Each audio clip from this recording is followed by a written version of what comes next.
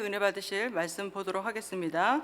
하나님의 말씀 생명 양식은 에스겔 34장 11절에서 15절 말씀이 되겠습니다. 에스겔 34장 11절에서 15절 말씀이 되겠습니다. 제 성경은 구약 1204페이지가 되겠습니다.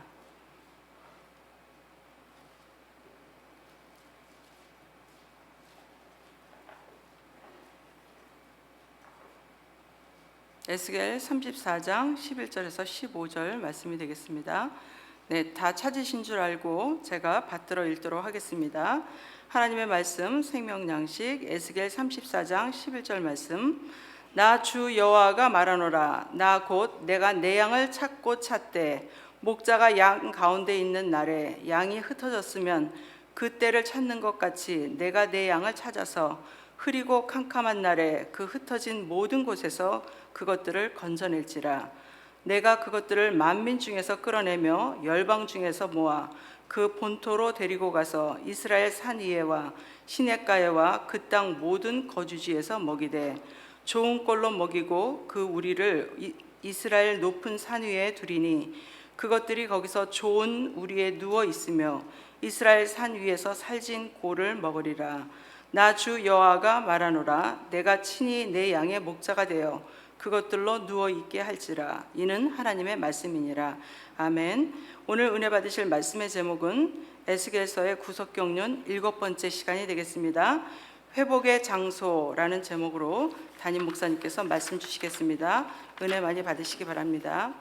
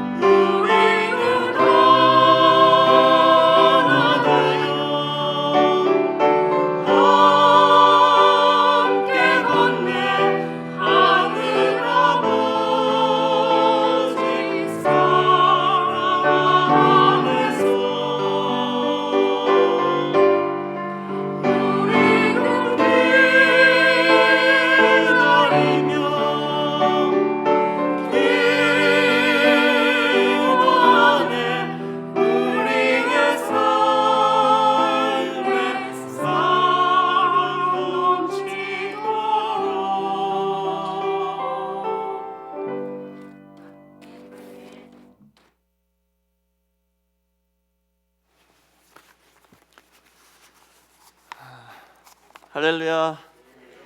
네, 우리 가브리엘 중창단의 아름다운 찬양 진심으로 감사드립니다.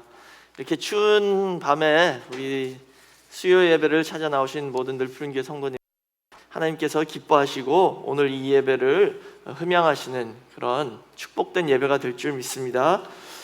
자, 에스겔서의 구속경륜 7번째 시간, 회복의 장소라는 제목으로 잠시 은혜를 나누겠습니다. 오늘 본문을 보시면요, 이제 이 에스겔 34장부터 이스라엘의 회복의 역사가 기록되어 있죠. 그러니까는 24장을 기준으로 해서 그 전에는 왜 이스라엘이 징계를 받고 예루살렘이 멸망을 해야 하는지 기록이 되어 있고요. 그 다음에 25장부터 33장까지는 이방 나라들, 특히 이 이스라엘 주변에 있는 이스라엘을 괴롭히던 이방 나라들이 왜 심판을 받아야 하는지 기록되어 있고요. 이 34장부터 이제는 이스라엘이 회복될 것을 하나님께서 말씀하시는 거예요. 하나님께서 이 이스라엘 백성들이 범죄했기 때문에 징계하셨죠. 땅에서 내쫓으셔서 바벨론 포로로 끌려가게 하셨습니다. 그러나 영원히 거기서 망하게 두시는 게 아니라 하나님 백성이니까 때가 되면 회복시켜서 다 불러 모아서 다시 하나님께서 약속하신 땅에 들어오게 할 것이다 라고 약속해 주시는 거예요. 그래서 이 회복의 역사가 이제 시작되는데 그 내용을 말씀해 주시는데요, 제가 서론적으로 처음에 이 에스겔서 구속경륜 말씀 시작했을 때 말씀드린 게 8가지를 회복해 주신다라고 그러셨어요. 그 8가지가 뭐냐면 목자이고, 참된 목자를 회복시켜 주신다. 그 다음에 땅, 이스라엘 땅을 회복시켜 주신다. 그리고 영, 그렇죠? 스피릿, 영을 회복시켜 주신다는 거예요. 그 다음에 이스라엘 백성을 회복시켜 주시고, 언약을 회복시켜 주시고, 주권을 회복시켜 주시고, 성전을 회복시키시고, 그 다음에 임재, 하나님의 임재가 회복된다는 거예요. 성전이 회복되면 그 가운데 하나님께서 임재하셔서 영원히 함께 하신다. 그래서 이 에스겔의 결론이 에스겔 48장 35절의 결론이 그거잖아요. 여호와 삼마. 그 뜻은 히브리어로 여호와 삼마는 여호와가 거기 계시다라는 뜻이죠. 이렇게 8가지를 회복시켜 주시겠다라고 약속하셨는데요, 그 회복의 시작이 어디서부터냐면 목자의 회복부터입니다. 그게 오늘 본문인 에스겔 34장에 나와 있는 거예요. 그러니까 지금까지 이스라엘의 목자는 양떼를 보호하고 인도하는 목자들이 아니라 오히려 그 목자들이 양떼를 잡아먹었대요. 그래가지고 살쪘대, 뚱뚱해졌대요. 목자들이 양떼를 지켜주는 게 아니라 잡아먹는 그런 목자가 되었다는 것이죠. 그래서 하나님께서는 이제 이 이스라엘 회복을 위해서 참된 목자를 보내주시겠다 그랬는데, 오늘 에스겔 34장 11절 보니까요, 뭐라고 그러셨어요? 내가 내 양을 찾고 그러셨죠. 내가 내 양을 찾겠다. 그러고서는 오늘 읽지는 않았지만 에스겔 34장 23절 이하의 23, 24절 보시면 한 목자를 보내리니 그 목자가 다윗이래요. 다윗은 수백 년 전에 이미 죽었는데 다윗을 보내시겠다. 그러니까 다윗 같은 목자, 다시 말하자면 다윗의 자손으로 오신 예수 그리스도를 의미하는 거죠. 그 다윗이 참된 목자로 이스라엘 백성들을 다 불러 모으겠다라고 말씀하시는 거예요. 근데 아까 11절에서는 분명히 그러셨죠. 내가 양떼를 모으겠다 하나님이 그러셨는데 다윗 같은 목자를 보내시겠다. 이 뜻은 뭐냐면 하나님께서 친히 이 땅에 다윗 같은 목자로 임재하셔서 이스라엘 백성들을, 흩어 있는 이스라엘 백성들을, 참된 성도를 다 모으셔가지고 그분이, 하나님께서 친히 우리의 목자가 되주셔서 우리를 그 신령한 꼴로 먹여주시겠다라고 약속하시는 거예요. 그러니까 이게 바로 예수 그리스도죠. 하나님이시면서 사람이신 우리의 참된 목자. 근데 오늘 저는 제목이 아까 말씀드린 것처럼 회복의 장소잖아요. 이 참된 목자, 다윗 같은 목자가 임하셔서 이스라엘 백성들을 불러 모으겠는데 그 회복의 장소가 어디냐 하면은요, 오늘 본문 보니까 이스라엘의 산이다라고 나와 있어요. 이스라엘의 산, 이스라엘 산에서 그 양떼를 다 모아가지고 먹여주고 이렇게 지켜주신다는 것이죠. 이 산이 그럼 어떤 곳인지 저희가 알아야겠죠. 저희도 그 참되신 목자가 오시면 그분이 부르실 때 그 음성을 듣고 다 가서 그분의 보호와 인도함을 받고 그 꼴을 먹고 거기서 진짜 안식을 누리면서 살아야 되잖아요. 그럼 그 산이 어떤 산인지 알아야겠죠. 이게 진짜 눈에 보이는 산인가요? 아니면 영적인 산인가? 정확하게 알아야겠죠. 이 에스겔서에서 산이라는 장소가 참 중요합니다. 왜냐하면 에스겔 40장 2절 보시면 그 에스겔 성전도 어디다 지으셨어요? 지극히 높은 산 위에 에스겔 성전을 지으셨다라고 나와 있죠. 지극히 높은 산.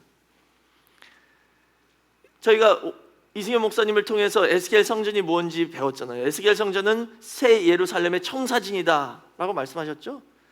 그러니까는 새 예루살렘은 그럼 뭐예요? 에스겔이 보여주신 그 성전이 실현된, 현실화된 게 새 예루살렘이죠. 근데 새 예루살렘도 어디다 지었어요? 요한계시록 21장 10절 보시면 새 예루살렘 성도 크고 높은 산 위에 그 성이 있었다라고 기록되어 있습니다. 크고 높은 산 위에. 그러니까 에스겔 성전에 들어가려면, 새 예루살렘에 들어가려면 이 지극히 높은 산, 크고 높은 산이 어디인 줄 알아야 돼요. 그리고 거길 가야 됩니다. 그렇다면 오늘 이 산이 어떤 산이고, 그다음에 어떤 사람이, 어떤 성도가 이 산에 올라갈 수 있는지 한번 살펴보도록 하겠습니다. 이 이스라엘이란 산은 첫 번째로 이스라엘이란 산은 이스라엘 땅의 대표예요. 이스라엘이란 땅이 하나님께서 약속하신 땅이잖아요. 지금 바벨론 포로로 끌려간 이스라엘 백성들을 이 땅으로 다시 복귀시켜 주시겠다 약속하신 거예요. 그리고 그런 그 약속의 땅은 저희에게는 천국, 하나님 나라를 상징하는 거죠.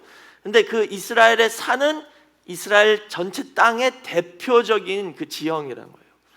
우리 대한민국도 산이 많잖아요. 그렇죠? 거의 뭐 한 70%가 산이래요. 한국도. 이스라엘이라는 나라도 산이 많습니다. 그래서 이스라엘이라는 땅의 대표적인 지형은 산이에요. 산. 그렇죠? 그리고 또 산이 제일 높잖아요. 그러니까는 그 에스겔 36장 4절 보시면은요,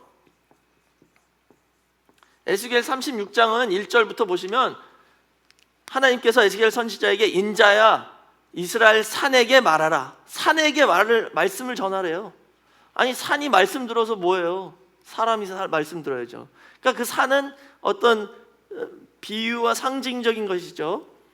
그러면서 말씀하셨는데 4절에서는 이스라엘 산들아 주 여호와의 말씀을 들을지어다 그러면서 여호와께서 산들과 맷뿌리들과 시내들과 골짜기들과 황무한 사막들과 버린 성읍들에게 말씀하셨다.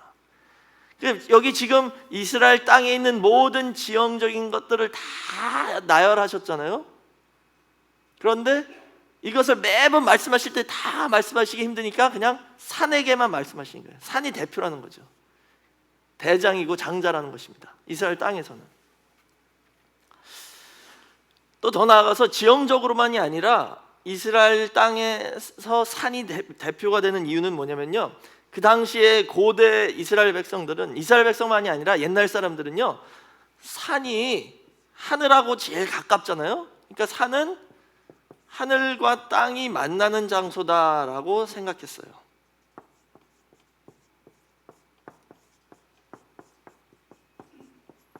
하늘과 땅이 만나는 곳이라는 생각했죠. 산이 이렇게 높이 있으니까 하늘을 찌르는 것 같죠. 옛날 사람들은 저기, 그래서 그 산은 뭐예요? 곧 신이 거하는 곳이다.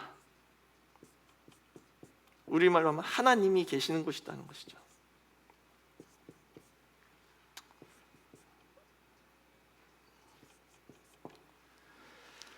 그래서 신을 만나기 위해서 산으로 올라갔다는 거죠. 이스라엘에서도 역시 모든 성전은 산 위에다가 지으셨습니다. 솔로몬 성전도 시온산 위에 지었죠. 에스겔 성전도 지극히 높은 산 위에. 산은 하나님이 거하시는 곳이고 하늘과 땅이 만나는 곳이고, 신을 만나기 위해서 산에 올라가야 된다. 그래서 산당이라는 곳들도 있었습니다. 제사, 신들에게 제사를 바치는 산당, 산 위에 있었어요. 그러니까는 다시 말하자면 이 산은 뭐냐면요, 종교 예식이 진행되는 곳이었어요. 옛날엔 종교를 대표하는 그런 곳입니다. 그래서 높은 산, 이스라엘의 산은 이스라엘의 그 종교, 제사장들과 성전을 상징하는 거죠. 그렇기 때문에 이스라엘의 산이 이스라엘의 땅들을 대표하는 거예요. 왜? 이스라엘은 신정국가죠. 하나님이 다 통치하시는 나라입니다. 그러니까는 다른 나라는 정계가, 정치계가 그 나라를 대표하잖아요. 왕이나 대통령이나 임금이. 근데 이스라엘은 그게 아니라 신정국가이기 때문에 산이 대표하는 거예요. 성전이, 제사장이, 제사장 나라라는 것이죠. 그래서 이스라엘이 회복되기 위해서는 먼저 산이 회복돼야 됩니다. 이스라엘이 멸망한 이유도 산이 타락했기 때문에 그랬다라고 에스겔 6장 2절에서 3절에 나와 있어요. 산이 타락했기 때문에 이스라엘이 멸망했다. 오늘도 마찬가지입니다. 교회가 이 세상의 양심인데 교회가 타락하면요, 이 세상은 금방 멸망하는 거죠. 그러니까 산이 회복돼야지만이 이스라엘 나라가 회복될 수 있다는 것입니다. 그래서 첫 단계로 하나님께서는 목자의 회복을 통해서 이스라엘 회복을 시작하셨습니다.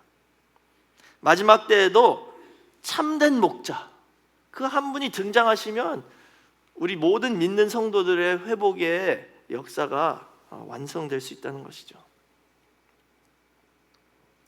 그래서 이 이스라엘의 산은 이스라엘 땅을 대표하는 종교 지도자들과 또 그 성전과 그 종교 예식을 의미하는 것입니다.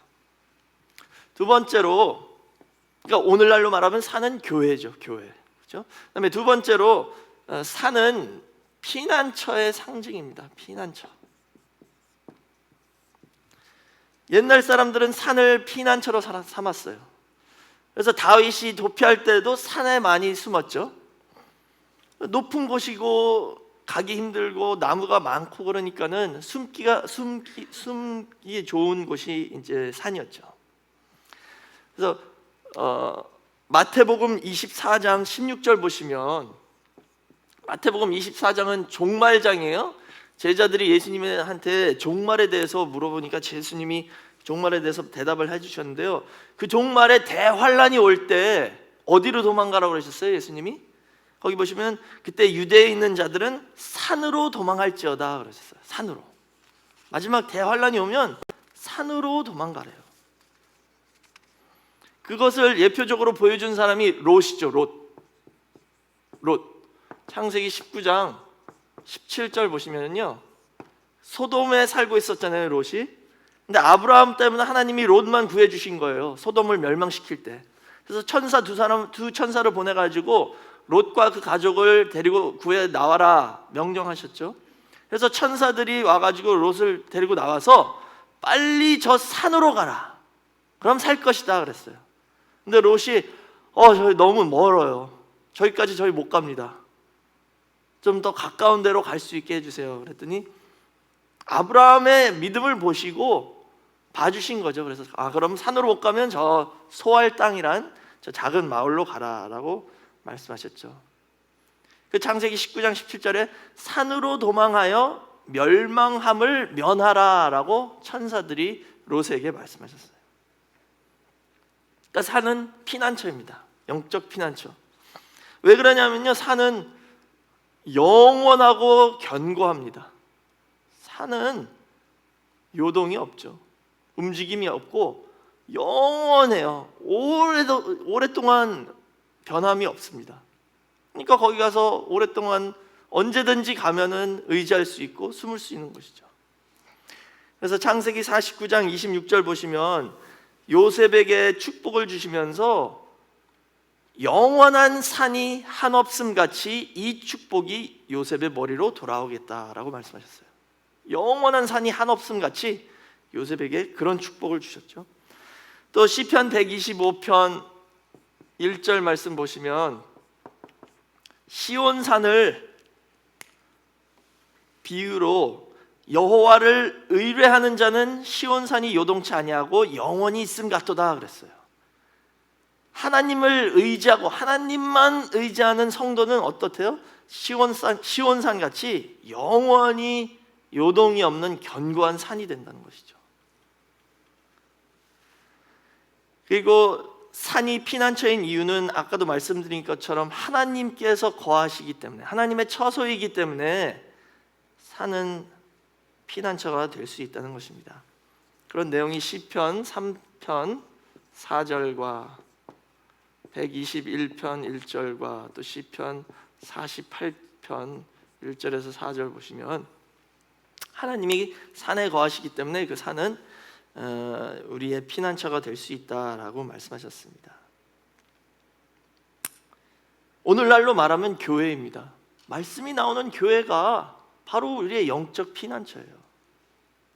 지금 세상이 어둠과 죄악이 점점 더 깊어가고 있을 때 우리는 매일매일 그 세상을 떠나서 산으로 올라가는 연습을 해야 돼요. 그게 뭐예요? 예배 나오는 거죠. 오늘 이 수요일 밤에, 이 추운 밤에 이 시온 성전에 나와서 예배드린 성도님들이 신령한 피난처인 이 늘 푸른 산에 다 오셨다는 것을 믿으시기 바랍니다. 그 다음에 세 번째는 산은 뭐예요? 세 번째는 마지막 말씀 잔치를 베푸시는 곳입니다.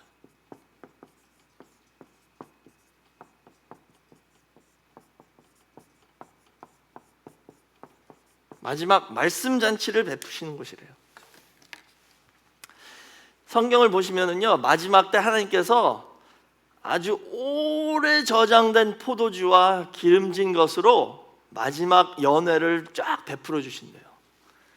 얼마나 좋아요. 생각만 해도 좋죠. 그 포도주를 한번 맛보셔야 돼요. 오래 창세전부터 6,000년 동안 저장해 놓은 그 포도주를 맛봐야 되죠. 근데 그걸 어디서 한대요? 세상에서 가장 높은 산에서 그런 잔치를 마지막 때 하나님이 베풀어 주신다라고 약속하셨습니다.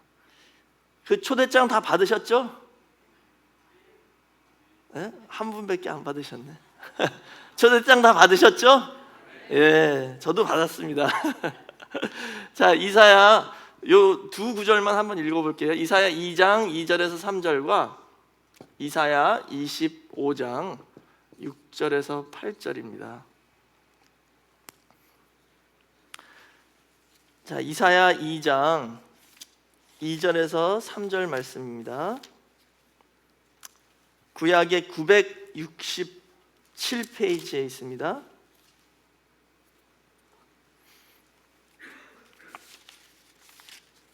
자, 이사야 2장 2절에서 3절 말씀. 말일에 여호와의 전의 산이 모든 산 꼭대기에 굳게 설 것이요 모든 작은 산 위에 뛰어나리니 만방이 그리로 모여들 것이라.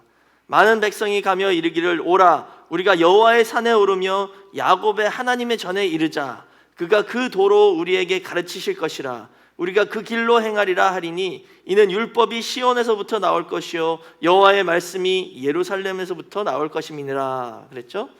하나님 산이 마지막 날에는요 최고 높은 최고봉의 산으로 딱 우뚝 설 거래요. 그리고 거기서부터 말씀이 나와서 만방이 모든 세상의 모든 사람들이 다 거기로 간다는 것이죠. 자, 그 다음에 이사야 25장 6절에서 8절 한번 보겠습니다. 이사야 25장 6절에서 8절 말씀. 자, 제가 읽겠습니다.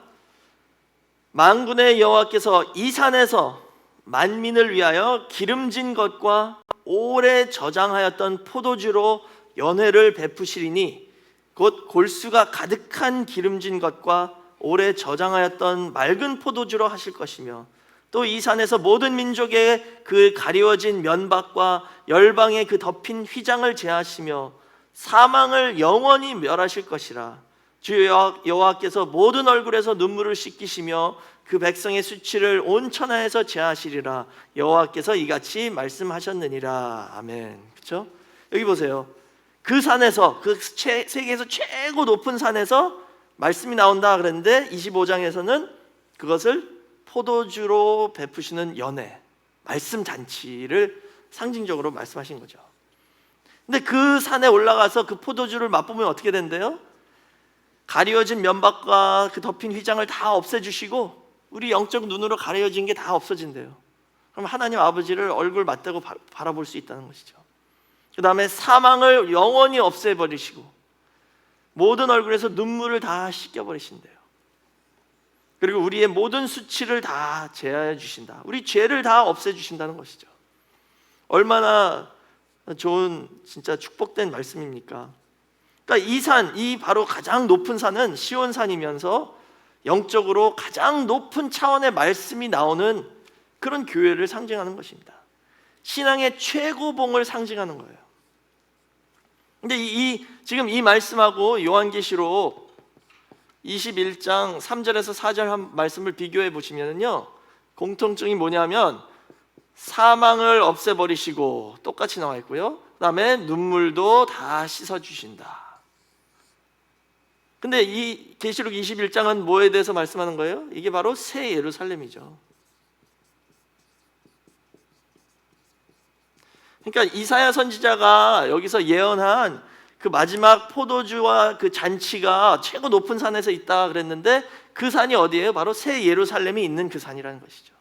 이사야의 예언이 새 예루살렘에서 성취된다는 것을 보여주고 있습니다. 거기서도 역시 새 예루살렘에서도 역시 하나님은 모든 눈물을 다 씻어주시고 사망을 없게 해주신다라고 말씀하셨습니다. 그러니까 그 새 예루살렘이죠. 그리고 그게 바로 에스겔 성전입니다. 그러면 하나님께서는 왜 성경에서 이런 곳을 산으로 표현을 하셨을까요? 상징적으로 비유적으로 말씀하신 건데 왜 하필이면 산이라는 표현을 썼냐 하면은요, 두 가지 이유가 있습니다. 첫 번째는 영적으로 높은 차원, 높은 곳을 설명하기 위해서 산이라고 한 거예요. 산이 높잖아요. 그런 것처럼 영적으로도 이곳은 높은 곳이라는 것이죠. 낮은 곳이 아니라. 그래서 이 땅의 낮은 것을 바라보지 말고 항상 높은 곳을, 더 높은 곳을 향하여 바라보라라고 말씀하시는 거예요. 이 땅의 그 낮은 곳에는 그냥 더러운 진흙탕물만 있잖아요. 거기에 휘말려 들어가지 말라는 겁니다. 그것을 초월해서 하나님 예수 그리스도가 계신 하늘나라를 바라보면서 항상 더 높은 곳을 바라보면서 가라는 것이죠. 그래서 성전은 항상 높은 곳이에요. 지형적으로 낮아도 성전 갈 때는 성경에서 보시면 올라간다. 나 오늘 예배드리러 올라가. 우리 예루살렘 성전으로 지금 올라가고 있어. 항상 성경에서 그렇게 말씀하셨어요. 그 뜻은 뭐냐면 영적으로 우리는 항상 올라가는 삶을 살아야 된다는 것이죠. 그래서 골로새서 3장 1절에서 2절 말씀에 나와 있죠. 골로새서 3장 1절에서 2절에 그러므로 너희가 그리스도와 함께 다시 살리심을 받았으면, 우리가 예수님과 함께 부활해서 거듭났다면 위의 것을 찾으라. 거기는 그리스도께서 하나님 우편에 앉아 계시느니라. 위의 것을 생각하고 땅의 것을 생각지 말라 그러셨죠. 항상 위의 것을 생각하는 삶을 살라는 것이죠. 그러면 우리가 이 땅에서 승리할 수 있다는 것을 말씀하고 있습니다. 그다음에 두 번째로 산이라고 표현하신 이유는 뭐냐면요, 산은 높기 때문에 올라가기가 힘들어요. 산 꼭대기 정상까지 올라가기가 힘들죠. 그러니까 이 신앙생활에서도 이렇게 최고봉의 신앙의 차원까지 올라가기가 쉽지 않다는 것을 표현하시기 위하여 산으로 비유하신 것입니다. 그냥 쉽게 아무 때나 아무나 그냥 갈 수 있는 데가 아니라는 것입니다. 이 높은 산으로 올라가려면은 준비를 단단히 해야 되잖아요. 마음의 각오를 하고 또 인내심과 결단력이 있어야 되고 또 우리 힘도 있어야 되죠. 그런 신앙의 힘과 각오가 있는 사람만 갈 수 있다는 것을 보여주시기 위해서 높은 산으로 말씀하신 겁니다. 그래서 아까 말씀드린 대로 롯도 저 산으로 가면 망하지 않는다 그랬을 때 저는 도저히 못 가겠습니다. 롯은 포기했잖아요. 주저앉았죠. 그렇지만 나중에 보시면요, 결국 소알 땅에 있다가 결국은 산으로 갔어요, 롯이. 영적으로는 요한계시록에서는 하나님의 인을 받아 짐승의 표를 이긴 자만 이 산에 올라갈 수 있다라고 말씀하셨습니다. 이마에 하나님의 인을 받아서 짐승의 표를 이긴 자만, 짐승의 표가 666이죠. 그 뜻은 뭐냐면 완전 타락을 상징하는 겁니다. 짐승 차원까지 타락한 사람, 그 유혹을 이겨야지만이 이 산에 올라갈 수 있다. 근데 그 유혹을 이길 수 있는 길은 뭐예요? 하나님의 인을 받는 것이죠. 말씀으로 우리 생각이 완전히 무장되고 완전히 인침을 받고 말씀 사상으로 완전히 우리가 변해야지만이 이길 수 있다는 것입니다. 그 산에 올라갈 수 있다. 다시 말하자면 신앙의 연단을 통과한 사람들만 갈 수 있는 곳이 산입니다. 신앙의 연단을. 자, 다 같이 베드로전서 1장 6절에서 7절까지의 말씀 살펴보겠습니다. 베드로전서 1장 6절에서 7절. 그 에스겔 성전이 지어진 산, 새 예루살렘 성이 있는 그 높은 산에는요, 새 예루살렘 성 안에는 다 보석밖에 없습니다. 금. 원로 목사님이 항상 말씀하셨잖아요. 길바닥이 금이래요. 제일 흔한 게 금이래. 우리는 길이 세멘트나 아스팔트잖아요. 거기는 길이 금으로 다 돼 있대요. 그러니까 금 아니면 보석밖에 없는 곳이에요. 그런 믿음이 있어야지 갈 수 있다는 겁니다. 자, 베드로전서 1장 6절에서 7절 보겠습니다. 그러므로 너희가 이제 여러 가지 시험을 인하여 잠깐 근심하게 되지 않을 수 없었으나 오히려 크게 기뻐하도다. 너희 믿음의 시련이 불로 연단하여도 없어질 금보다 더 귀하여 예수 그리스도에 나타나실 때에 칭찬과 영광과 존귀를 얻게 하려 함이라 라고 말씀하셨죠. 그러니까 여기 보세요. 이 신앙의 시련과 시험을 인해서 잠깐 근심하게 되었지만 그것을 기쁘게 여기래요. 왜? 그 연단을 통과하면 우리 믿음이 금보다 더 귀한 보석 같은 믿음으로 변해서 다 그 높은 산에 올라갈 수 있게 된다는 뜻입니다. 이렇게 연단을 통과해서 금과 그 보석 같은 신앙을 가진 성도만이 이 높은 산에 올라갈 수 있다는 것을 보여주고 있습니다. 그 외에도 성경을 보시면 어떤 사람이 이 산에 올라갈 수 있냐? 뭐 여러 가지 있죠. 겸손한 자, 또 정직한 자,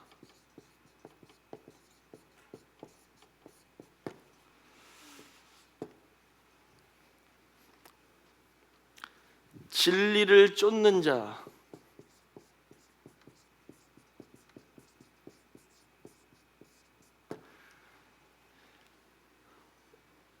그리고 네 번째로 마지막 나팔 소리를 들을 수 있는 자.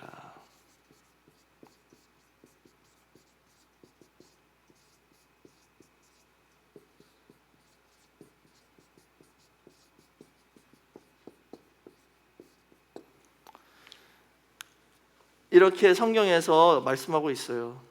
겸손해야 되고 정직해야 되고 항상 진리를 쫓아서 빛을 향하여 가야 되고 마지막 나팔 소리를 들을 수 있는 자만이 이 산 위에 올라갈 수 있다라고 말씀하셨습니다. 그러나 결론적으로는 뭐냐면요, 이 산은 저희 힘으로 갈 수 있는 산이 아닙니다. 인간의 힘으로 갈 수 있는 산이 아니에요. 그래서 에스겔도 이 산에 어떻게 올라갔어요? 성령이 그를 이끌어 가지고 끌고 간 거예요. 자기가 가고 싶어서 간 게 아니라 성령이 이 에스겔 선지자를요, 어떤 부분에서는 그 머리를 딱 붙잡아서 끌고 가 이렇게 이동했대요. 그래서 그 산 위에도 올려놨대. 그렇게밖에 갈 수가 있는 것이 아니라는 것이죠. 우리 힘으로 갈 수 있는 것이 아닙니다. 그럼 어떻게 가요? 하나님께서 택한 백성만 갈 수 있는 거예요. 저와 여러분이 지금 이 자리에 있고 이 말씀을 듣는 그 자체가 저희는 택함을 받았다는 것을 믿으시기 바랍니다. 그러면은 결론은 뭐냐? 우리가 할 일은 뭐냐? 하나님께서 인도하시는 대로 따라가기만 하면 되는 거예요. 예를 들어서 아주 명의사가 있습니다. 이 사람은 모든 병을 다 고칠 수 있는 사람이에요. 이 사람을 만났어요, 우리가. 너무 좋죠. 그럼 우린 다 이제 해결 받잖아요. 근데 우리가 할 부분도 있습니다. 우리가 할 파트는 뭐예요? 그 사람이 시키는 대로 해야 될 거 아니에요. 의사가 오라 그러면 가고, 약 먹으라면 먹고, 수술해야 된다 그러면 하고, 수술 때 가만히 있어야지. 싫어요 그러고 내려오면 아무리 실력이 좋은 의사도 고칠 수 없다는 것이죠. 결론은 뭐냐면요, 하나님께서 부르신 그 장소에 끝까지 인내하고 남아 있어야 됩니다. 산 꼭대기에 올라갈 때까지, 도착할 때까지 우리는 끝까지 인내하고 참고 이끄시는 대로, 인도하시는 대로 따라가기만 하면 되는데, 결론은 사람들이 그것조차도 못한다는 거예요. 그것조차 하기 싫어서 다 중간에 탈퇴한다는 것이죠. 저와 여러분은 끝까지 인내해서 하나님께서 어떤 연단의 과정을 저희에게 주신다 할지라도 인내하고 믿음으로 따라가서 승리해서 모두 다 그 지극히 높은 산 위에 도착해서 14만 4천 하나님 아버지와 어린 양의 이름으로 인침을 받은 그 택한 백성의 자리에 다 서는 우리 모든 늘푸른 교회 성도 다 되시기를 주의 이름으로 축원하겠습니다. 기도하겠습니다. 사랑이 많으신 아버지 하나님, 감사합니다.